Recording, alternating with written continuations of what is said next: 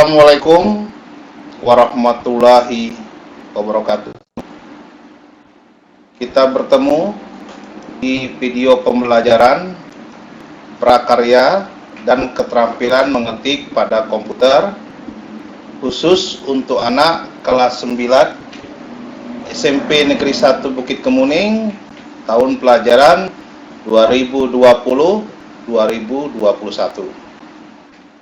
Bapak berharap semua siswa mengikuti video ini sampai selesai, karena nanti Bapak akan memberikan soal-soal post-test, di mana tujuannya soal-soal post-test ini adalah untuk menguji pengetahuan kalian atau pemahaman kalian tentang materi yang akan Bapak sampaikan untuk materi pertama ini. Adapun untuk soal post-test nanti, link soal akan Bapak kirimkan di akhir video ini, atau juga nanti bisa kalian lihat langsung di grup WA kita. Oke anak-anak, segera kita mulai.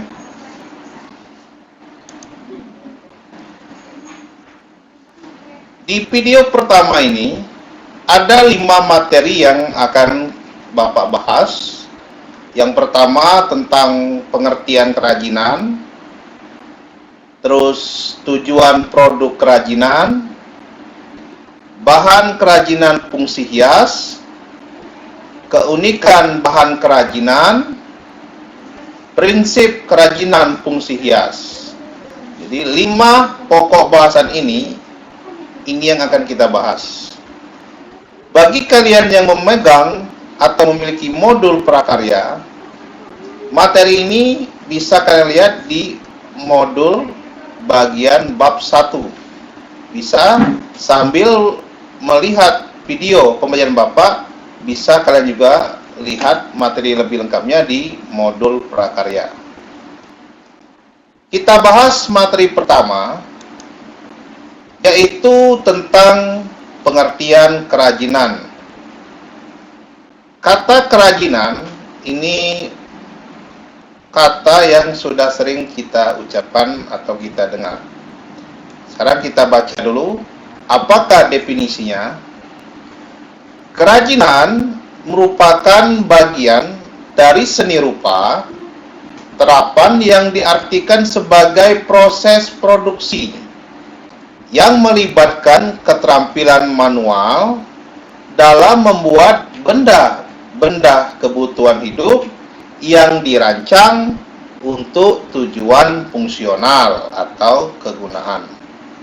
Dari definisi ini bisa kita ambil kesimpulan bahwa kerajinan itu adalah suatu keterampilan manual. Di sini artinya manual adalah dibuat langsung oleh manusia, tidak menggunakan mesin. Kemudian kerajinan ini juga dia memiliki fungsional atau kegunaan. Jadi benda ini kita buat harus ada kegunaan atau fungsionalnya di dalam kehidupan kita sehari-hari. Nah, sekarang mari kita perhatikan benda-benda yang ada di sekitar rumah kita. Boleh kalian lihat sekarang di sekitar rumah kalian semua. Kita mulai dari dapur. Coba kita sebutkan beberapa contoh benda yang ada di dapur yang merupakan contoh produk kerajinan. Kita lihat. Yang pertama bisa kita sebutkan adanya meja, kursi,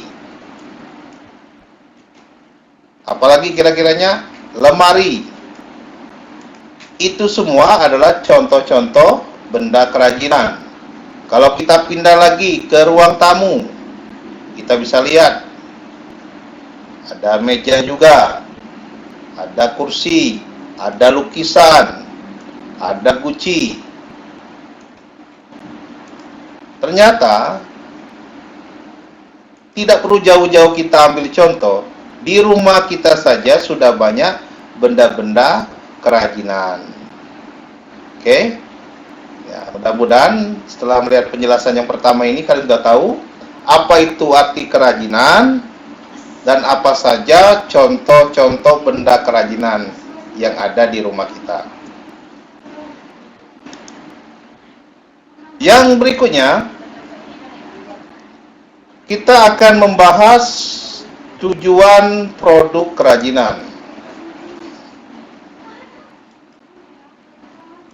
Kita membuat produk kerajinan, sudah pasti itu kita ada tujuan.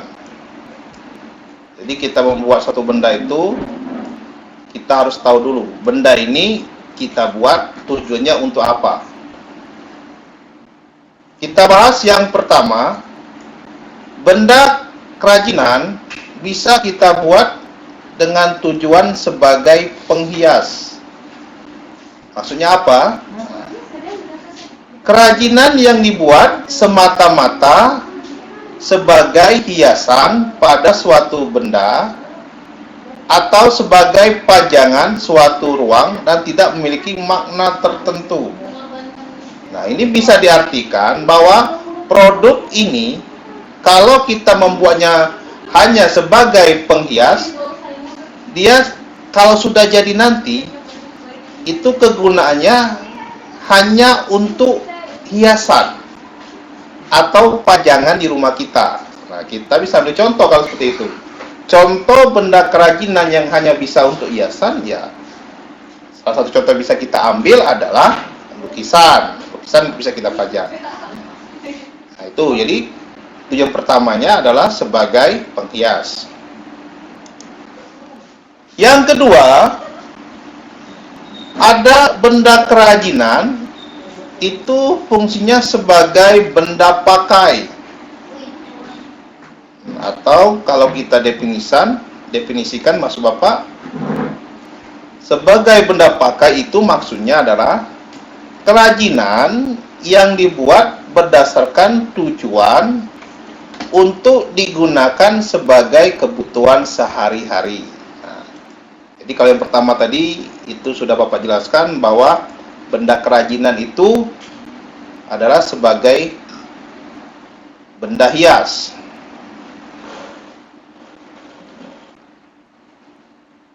Nah, yang kedua ini kita bahas sebagai benda pakai. Nah, artinya benda ini kita buat dengan tujuan nanti bisa kita gunakan dalam kehidupan kita sehari-hari. Nah, tadi kan kalau lukisan hanya bisa kita pajang untuk pengindah ruangan. Nah, sekarang kita lihat apa sih contoh benda yang di rumah kita itu benda kerajinan tapi bisa kita gunakan untuk kebutuhan kehidupan kita sehari-hari. Ya, coba kalian lihat sekarang di sekitar rumah kalian. Apa saja benda-benda kerajinan yang ternyata sehari-hari itu kita menggunakannya. Yang pertama, Bapak ambil contoh adalah meja makan dan kursi makan. Nah, itu kan Bapak yakin hampir di setiap rumah pasti ada meja makan dan kursi makan. Nah, itu contoh benda kerajinan, tapi berguna bagi kehidupan kita sehari-hari. Yang lainnya apa lagi? Silakan dilihat. Ada benda-benda untuk masak, ada benda-benda untuk alat kebersihan, seperti sapu, pengepel. Itu semua bisa kita ambil contoh sebagai benda kerajinan yang memiliki fungsi sebagai benda pakai. Oke, kita lanjut. Yang ketiga, sebagai kebutuhan ritual. Maksudnya, kerajinan yang mengandung simbol-simbol tertentu dan berfungsi sebagai benda magis berkaitan dengan kepercayaan dan spiritual. Nah, untuk fungsi yang ketiga ini benda kerajinan ini dia berhubungan dengan kepercayaan kita atau spiritual kita.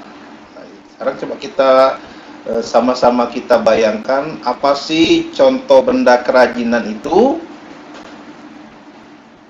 yang benda ini kira-kira ada hubungannya dengan kepercayaan kita. Berarti ini benda ini bisa kita lihat di tempat-tempat ibadah, di masjid bagi yang umat Islam, di gereja bagi yang Kristen. Nah, coba kalau kita lihat kalau di masjid apa kira-kira?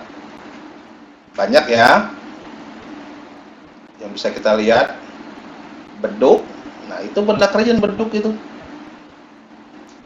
Tapi dia ada hubungannya dengan kepercayaan kita. Kita agama Islam, berarti beduk itu kita gunakan sebagai tanda bahwa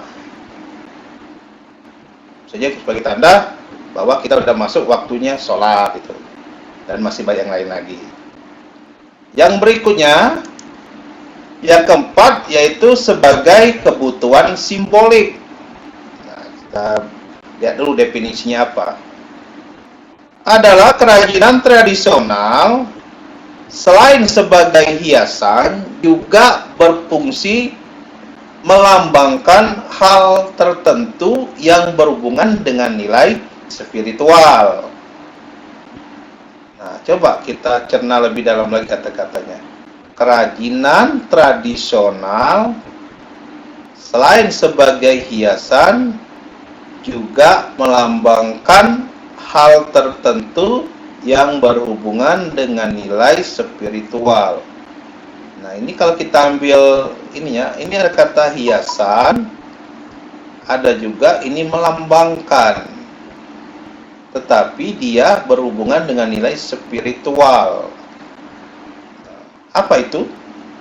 Contohnya, yang bisa kita buat benda hiasan, ini kita tujukan bahwa benda ini kalau orang lihat ini orang tahu bahwa ini adalah sebuah masjid.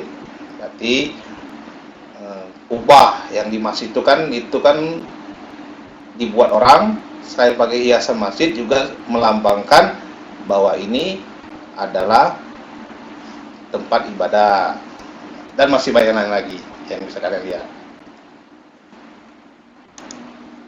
Terus yang kelima atau yang terakhir, dia berfungsi sebagai kebutuhan konstruktif. Artinya, kerajinan selain sebagai hiasan juga berfungsi sebagai pendukung sebuah bangunan.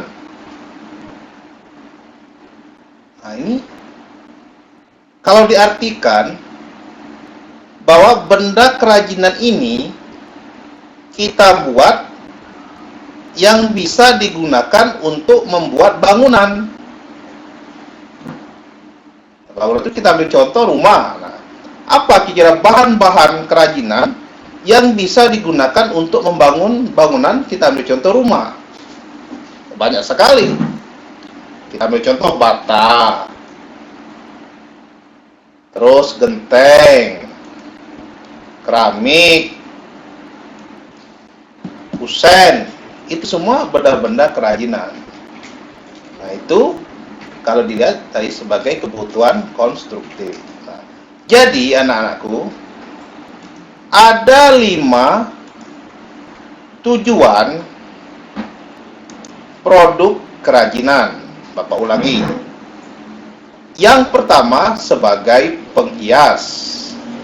Yang kedua sebagai benda pakai. Yang ketiga sebagai kebutuhan ritual. Yang keempat sebagai kebutuhan simbolik. Dan yang kelima sebagai kebutuhan konstruktif. Ya, mungkin sebelum kita membahas ini, dulu pemikiran kita cuma satu. Kalau bicara tentang benda kerajinan, fungsinya hanya untuk hiasan.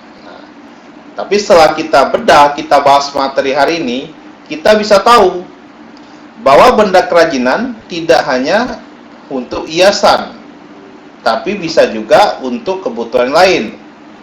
Benda pakai, konstruktif, spiritual tadi kan. Artinya dia tidak hanya terfokus pada satu fungsi saja.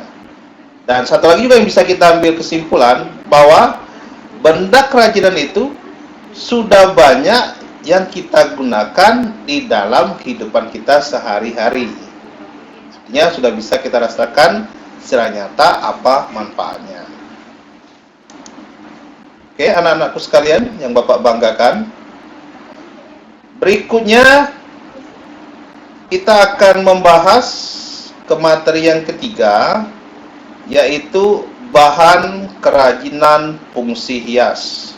Jadi di sini setelah tadi kita membahas tentang pengertian kerajinan dan tujuan produk kerajinan, sekarang kita akan bahas kira-kira apa saja bahan-bahan yang bisa kita gunakan untuk membuat produk kerajinan.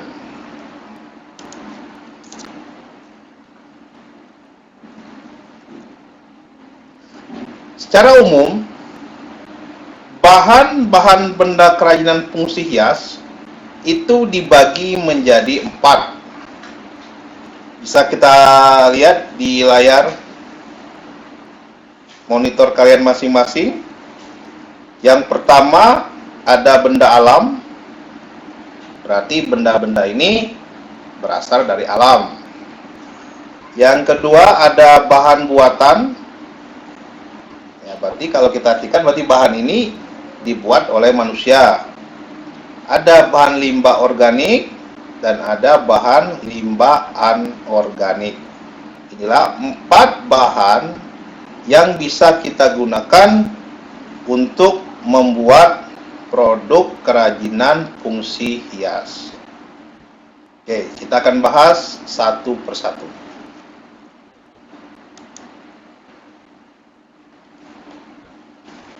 Yang pertama, Bapak akan membahas bahan alam. Bahan alam adalah sesuatu yang terdapat di alam semesta. Berarti dia ini sudah ada di alam. Nah, ini sudah Bapak tampilkan ada 8 contoh bahan alam. Contoh pertama ada namanya tanah liat. Ya, tanah liat, Bapak yakin sudah pernah melihat semua tanah liat. Ya, kira-kira tanah liat ini biasa digunakan orang untuk membuat apa? Ya, untuk membuat batu bata, untuk membuat kendi, untuk membuat guci, dan yang lain-lain lagi. Yang kedua, kayu. Ini kayu banyak, fungsi kayu ini. Ya, kalau untuk bangunan, berarti kayu ini digunakan orang untuk membuat pintu, jendela, kusen, dan masih banyak yang lain lagi. Yang ketiga, ini ada namanya serat batang pisang. Ternyata serat batang pisang ini bisa juga digunakan untuk membuat benda kerajinan. Ini ya. Terus yang keempat, bambu. Bambu juga ternyata bisa. Salah satunya itu yang sering kita lihat bisa dibuat untuk kursi. Itu ada kursi dari bambu. Dan juga bisa dibuat untuk alat musik. Terus ada lagi namanya rotan. Ini rotan ini. Rotan juga banyak, ini ada produknya yang bisa dibuat. Misalnya kinjar. Tahu kamu kinjar? Itu kalau kita mau mutir kopi itu biasanya pakai kinjar. Dan masih banyak yang lain lagi. Ini ada juga kulit. Dalam arti ini kulit hewan.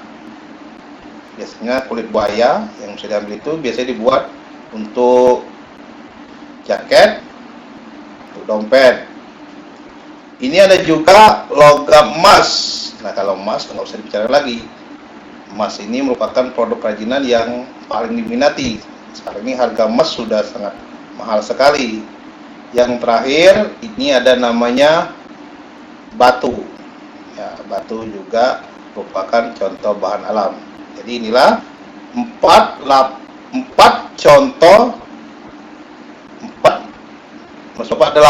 contoh bahan alam yang bisa digunakan untuk membuat benda kerajinan fungsi hias. Berikutnya, bahan buatan. Bahan buatan adalah sesuatu yang diolah manusia dengan menggunakan bahan kimia dan paduannya, bukan asli dari alam. Nah, jelas ini. Jadi kalau udah bicara bahan buatan, berarti bahan ini sudah dibuat oleh manusia, bukan dari alam. Ini Bapak hanya menampilkan 4 contoh saja. Sebenarnya masih banyak yang lain lagi, tapi 4 contoh ini yang sering digunakan orang dalam membuat suatu benda kerajinan fungsi hias. Yang pertama kita lihat, ini ada namanya sabun. Nah, ternyata sabun ini bisa juga dibuat untuk benda kerajinan. Ada lagi namanya fiberglass. Fiberglass maksudnya. Ini ada gips, ada juga lilin. Nah, ini contoh-contoh bahan buatan manusia yang bisa digunakan untuk membuat kerajinan fungsi hias. Kita lanjut. Sekarang yang ketiga, ini ada namanya bahan limbah organik. Adalah bahan limbah organik merupakan limbah yang bisa dengan mudah diuraikan atau mudah membusuk. Nah, limbah organik mengandung unsur karbon. Nah, jadi limbah organik ini limbah. Ya, limbah itu berarti sesuatu yang sisa, atau kata orang itu sesuatu yang sudah dibuang. Tetapi dia masih bisa kalau kita olah menjadi suatu benda kerajinan.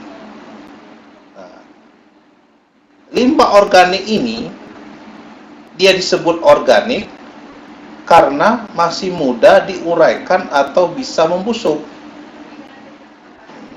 Jadi kalau ditanya apa sih alasannya disebut limbah organik? Ya, jawabannya gampang. Karena dia masih bisa diuraikan atau masih bisa membusuk. Kenapa dia bisa diuraikan dan bisa membusuk? Karena limbah ini ada unsur karbonnya. Jadi ini pembahasan kita masih ada sedikit berhubungan dengan materi IPA. Sini Bapak sudah menampilkan ada 7 contoh-contoh limbah organik. Nih, kita yang pertama kulit jagung. Oh, tuh kulit jagung. Kita tahu ya kulit jagung. Nah, ini ada namanya jerami. Ini jerami. Terus kerang. Nah, terus ada lagi ini sisik ikan. Terus ada lagi kardus. Ini ada lagi kertas, dan ada lagi tempurung kelapa. Nah, ini Bapak yakin 7 benda ini sudah pernah kalian temukan di sekitar lingkungan kalian. Oke, sekarang kita bahas yang berikutnya. Ada namanya limbah anorganik. Bapak bacakan dulu. Adalah jenis limbah yang sangat sulit, bahkan tidak bisa diuraikan atau tidak bisa membusuk. Limbah anorganik tidak mengandung unsur karbon. Di sini jelas kalau kita ditanya apa perbedaan limbah organik dengan anorganik, gampang. 1. Kalau limbah organik itu bisa diuraikan. Berarti anorganik lawannya, tidak bisa diuraikan. Limbah organik mengandung unsur karbon, anorganik tidak mengandung unsur karbon. Lalu apa persamaannya? Ya sama-sama limbah. Nah, sekarang Bapak juga akan menampilkan 7 contoh limbah anorganik. Ini yang pertama karet ban. Ini styrofoam. Ada juga kaleng. Ada juga plastik. Ada juga kaca. Ada juga logam besi atau baja. Yang terakhir ada juga pecahan keramik. Ini Bapak yakin juga 7 contoh ini juga sudah pernah kalian lihat di sekitar lingkungan kalian. Jadi, kesimpulan untuk materi ketiga ini tentang bahan kerajinan fungsi hias, yaitu ada 4: bahan alam, bahan buatan, bahan limbah organik, dan bahan limbah anorganik. Kalau bahan alam, tadi contohnya ada kayu, ada tanah liat, ada serat kayu. Kalau bahan buatan tadi ada sabun, ada lilin. Kalau limbah organik tadi ada kulit jagung, ada kertas, ada kardus. Kalau anorganik tadi ada besi, ada pecahan keramik, dan lain-lain. Oke, mudah-mudahan di penjelasan yang ketiga ini bisa kalian pahami. Sekali lagi Bapak bilang, untuk lebih jelas, materi ini tadi Bapak bilang di awal, itu bisa kalian lihat di modul prakarya di bagian bab 1. Kita masuk ke materi keempat, yaitu keunikan bahan kerajinan. Jadi Bapak tadi kan sudah menyebutkan contoh-contoh bahan kerajinan, mulai dari bahan alam, bahan buatan, limbah organik, dan limbah anorganik.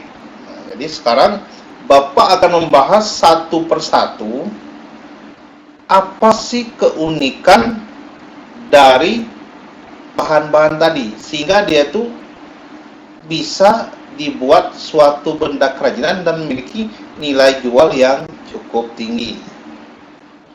Nah, kita ambil contoh dari benda alam dulu. Di sini kita lihat. Yang pertama, tanah liat. Apa keunikannya? Tanah liat ini memiliki tekstur halus dan elastis. Itu keunikannya. Makanya dipilih. Yang kedua, serat batang pisang. Keunikannya, teksturnya kasar dan berwarna coklat bergradasi.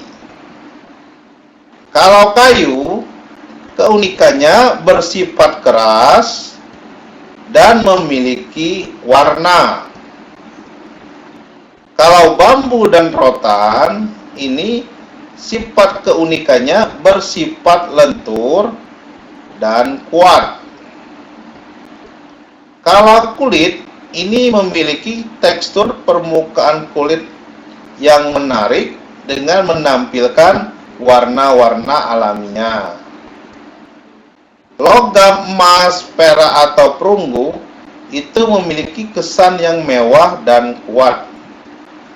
Dan batu ini memiliki beraneka warna yang menenangkan. Nah, tuh kan? Jadi benda-benda ini tadi ternyata memiliki ciri khas yang unik, sehingga kalau diolah menjadi suatu produk kerajinan memiliki daya jual yang tinggi. Oke. Ya, mudah-mudahan bisa kalian pahamin ya. Sekarang yang berikutnya,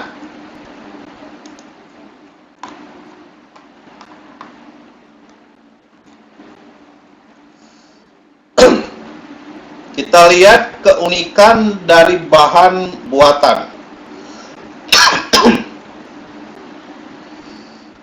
Lilin, keunikannya adalah memiliki tekstur yang lembut. Terus gips, keunikannya itu mudah dibuat tekstur ketika dibuat sebagai karya, baik tekstur kasar maupun halus. Nah, gips ini juga dia memiliki sifat yang kuat. Yang ketiga, sabun. Sabun ini memiliki sifat mengharumkan dan lunak. Nah, itu tadi contoh keunikan dari bahan buatan manusia, yaitu lilin, gips, dan sabun. Terus kita lanjut. Keunikan dari bahan limbah organik. Tadi kan limbah organik itu Bapak tadi ambil ada 5 contohnya. Ada sisik ikan. Sisik ikan ini keunikannya itu memiliki warna yang berkilau. Itu keunikannya. Kalau keran ini memiliki kesan yang kuat. Itu keran, itu keunikannya. Kalau jerami ini memiliki kesannya alami. Jadi kesannya lebih natural. Nah, terus ada juga kulit jagung, ini keunikannya itu teksturnya itu kasar, berwarna kuning, mudah alami.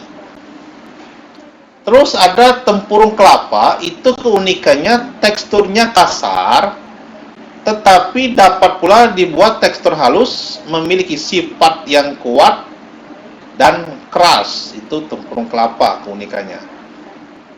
Terus kertas itu keunikannya sifatnya mudah disobek, tetapi kuat jika dicampur dengan lem. Ya, kertas itu mudah disobek, tapi kalau dicampur dengan lem dia menjadi kuat. Dan yang terakhir ada namanya kardus.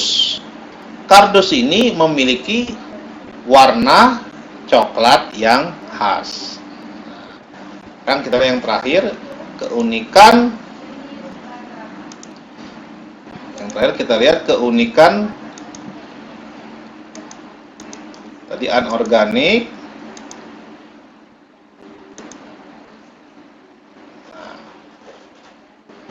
Keunikan anorganik sudah kita lihat tadi. Mudah-mudahan setelah ini tadi dibahas, jadi kita tahu bahwa benda-benda yang tadi kita pilih untuk benda kerajinan itu mereka memiliki ciri-ciri atau keunikan yang khusus, sehingga kalau ini Bapak ulangi, kalau kita olah dia bisa menjadi satu produk kerajinan yang memiliki daya jual yang tinggi. Berikutnya, Bapak akan bahas prinsip kerajinan fungsi hias. Yang pertama, dia harus memiliki keunikan bahan kerajinan fungsi hias. Jadi ini maksudnya, kalau ingin membuat suatu kerajinan fungsi hias, yang pertama kita harus mencari bahannya dulu, tapi bahan ini harus unik. Kenapa harus unik? Supaya memiliki daya jual yang tinggi. Kalau bahannya saja sudah unik, ketika diolah menjadi produk kerajinan, nah, otomatis harga jualnya tinggi. Jadi harus unik. Kalau tidak unik, tidak bisa kita buat menjadi suatu produk kerajinan fungsi hias. Itu prinsip yang pertama. Prinsip yang kedua adalah keterampilan tangan. Artinya harus pembuatan itu memang harus menggunakan tangan. Keterampilan artinya kelihayan tangan kita dalam mengolah suatu bahan sehingga menjadi produk kerajinan. Ya, tangan yang mengolahnya. Ya, kalau kita gunakan mesin bukan kerajinan namanya itu namanya produk mesin. Itu yang prinsip kedua, harus. Yang ketiga, dia harus ada unsur estetik. Harus ada nilai-nilai keindahan. Jadi kalau kita memandang itu, lihat itu ada unsur-unsur keindahannya. Jadi enak untuk dipandang. Yang keempat, ada unsur hiasan atau dekorasi. Jadi benda ini kalau sudah kita buat dan jadi, dia bisa kita pasang sebagai hiasan. Itu adalah 4 prinsip kerajinan fungsi hias. Keunikan bahan kerajinan, keterampilan tangan, unsur estetik, dan unsur hiasan. Itulah tadi penjelasan Bapak tentang 5 pokok bahasan yang berhubungan dengan kerajinan fungsi hias, mulai tadi dari pengertian kerajinan, tujuan produk kerajinan, bahan kerajinan fungsi hias, keunikan bahan kerajinan, dan prinsip kerajinan fungsi hias.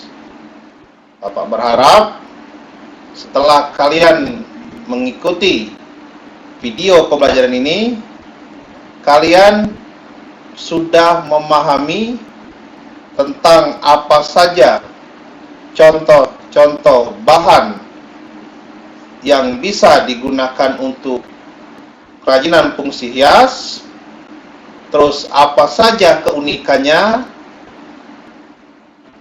dan prinsip apa saja yang harus dimiliki dalam membuat benda kerajinan fungsi hias.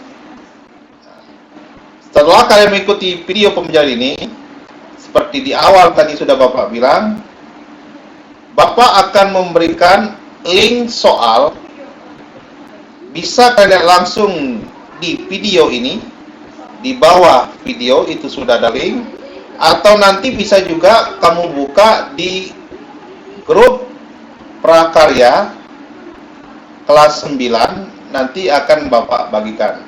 Silakan soal itu kamu klik linknya, kamu isi biodata kalian, lalu langsung kamu kerjakan atau menjawab soal-soal yang ada di link tersebut.